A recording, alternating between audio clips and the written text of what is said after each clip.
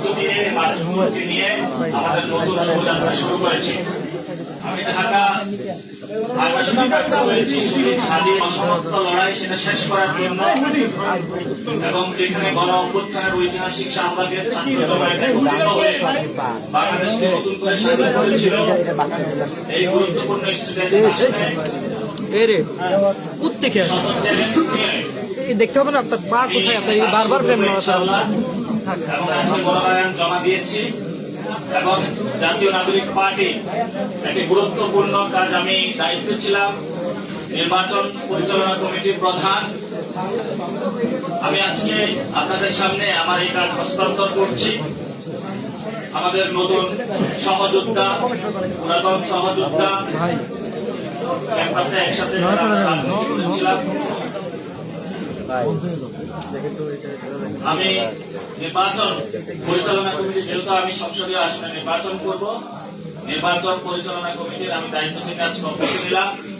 পরবর্তীতে যিনি নতুন দায়িত্বে আসবেন, আপনাদের প্রিয় চেনামুখ একজন আসবেন, সেটাও আবার ঘোষণা দিবেন। ইনশাআল্লাহ রাজপথে দেখা হবে।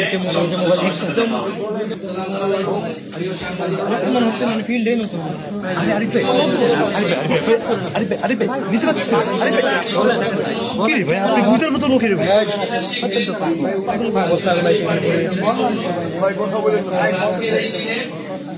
জাতীয় নাগরিক পার্টি এনসিপি আসন সমঝোতায় প্রার্থীগণ তারা নমিনেশন জমা দিয়েছেন সারা বাংলাদেশে। আরো একটি কারণে এই দিন ঐতিহাসিক হয়ে থাকবে, বিশেষভাবে গুরুত্বপূর্ণ হয়ে থাকবে জাতীয় নাগরিক পার্টি এনসিপির ইতিহাসে। কারণ আপনারা দেখতেই পাচ্ছেন যে আমার বাম পাশে বসে আছেন জনাব আসিফ মাহমুদ।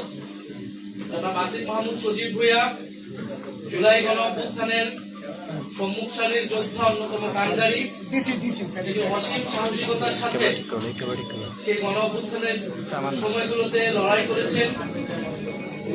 ঢাকা আসার কর্মসূচি যার মুখ থেকে ঘোষণা হয়েছিল, এবং এই গণ অভ্যুত্থান পূর্ববর্তী সময়েও বিশ্ববিদ্যালয় জীবনে তিনি ফ্যাসিবাদের বিরুদ্ধে ছাত্রদের পক্ষে সবসময় লড়াই করেছিলেন। এই গণ অভ্যুত্থান পরবর্তী সময়ে অন্তর্বর্তীকালীন সরকারের অত্যন্ত গুরুত্বপূর্ণ মন্ত্রণালয়ে তিনি অত্যন্ত দক্ষতার সাথে এবং সফলতার সাথে পালন করেছেন। গণ অভ্যুত্থানের আকাঙ্ক্ষা বাস্তবায়নে সরকারের ভেতর থেকে চেষ্টা করেছেন, তিনি পদত্যাগ করেছেন সরকার থেকে। আজকে আনুষ্ঠানিকভাবে জনাব আসিফ মাহমুদ সজীব ভুঁইয়া জাতীয় নাগরিক পার্টি এনসিপিতে যোগদান করলেন। আমরা আশা করব আসিফ মাহমুদ সজীব ভুঁইয়ার সাথে আমাদের এই পথ চলা পুরাতন দিনগুলোর মতোই সামনের দিনগুলোতেও আমাদের যে লক্ষ্য, আমাদের যে উদ্দেশ্য, সেটা বাস্তবায়নে সহায়ক হবে। এবং আসিফ মাহমুদ সজীব ভুঁইয়া তার যে রাজনৈতিক প্রজ্ঞা, দক্ষতা তিনি এর আগেও দেখিয়েছেন, সেটা তিনি ধরে রেখে বাংলাদেশের মানুষকে একটি সুন্দর সমৃদ্ধ পরিবেশ উপহার দিতে পারবেন। আমাদের আজকে জাতীয় নাগরিক পার্টি এনসিপি রাজনৈতিক পর্ষদের একটি জরুরি সভায়, যেটা অনলাইনে অনুষ্ঠিত হয়েছে, সেই জরুরি সভার সিদ্ধান্ত মোতাবেক আমরা জনাব আসিফ মাহমুদ সজীব ভুঁইয়াকে জাতীয় নাগরিক পার্টি এনসিপি মুখপাত্রের দায়িত্ব দিচ্ছি, দায়িত্ব প্রদান করা হয়েছে।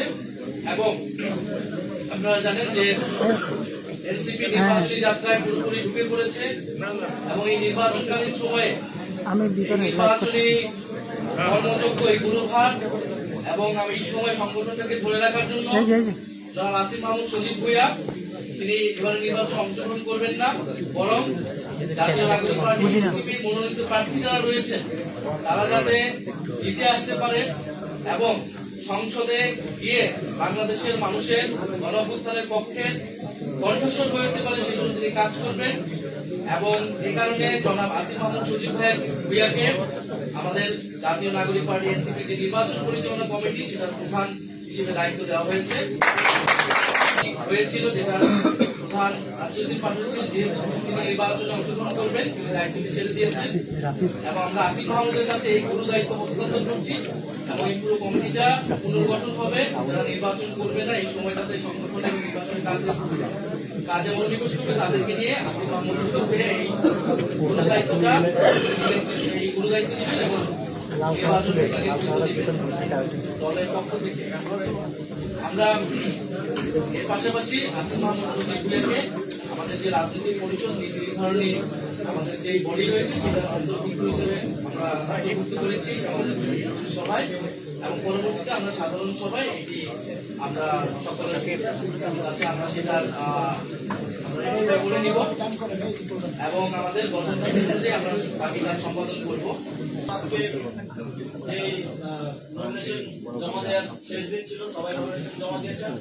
আমরা প্রত্যাশা করি খুবই সুষ্ঠু এবং নিরপেক্ষতার সাথে কোনো ধরনের হানাহানি ছাড়া আমরা এই গণতান্ত্রিক উত্তরণকে সফলতার সাথে বাংলাদেশ অতিক্রম করতে পারবে এবং এই গণতান্ত্রিক উত্তরণের পক্ষে আমি কাজ করে যাব। এবং একই সাথে আপনারা জানেন এই নির্বাচনে দুটি ব্যালট থাকবে।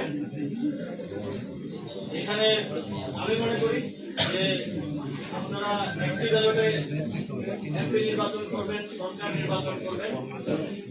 সেই সরকার এবং এমপি থাকবে 5 বছর। তারা তাদের কমিটমেন্ট রাখবে কি রাখবে না সেটা আমরা জানি না। তবে আপনারা যদি গণভোটে হ্যাঁ ভোট দিয়ে নির্বাচিত করেন, এই সংস্কারের মাধ্যমে বাংলাদেশ আমি মনে করি যে 100 বছর এগিয়ে যাবে। এবং একই সাথে আমি আমার যে দায়িত্ব পেয়েছি দলের পক্ষ থেকে, একই সাথে আমার সহযোদ্ধাদেরকে নির্বাচিত করার জন্য আমি সর্বোচ্চ চেষ্টা করব এবং একই সাথে গণভোটে হ্যাঁ ভোটকে জয়যুক্ত করার জন্য জাতীয় নাগরিক পার্টির পক্ষ থেকে আমরা আমাদের সর্বোচ্চ চেষ্টা করে যাব।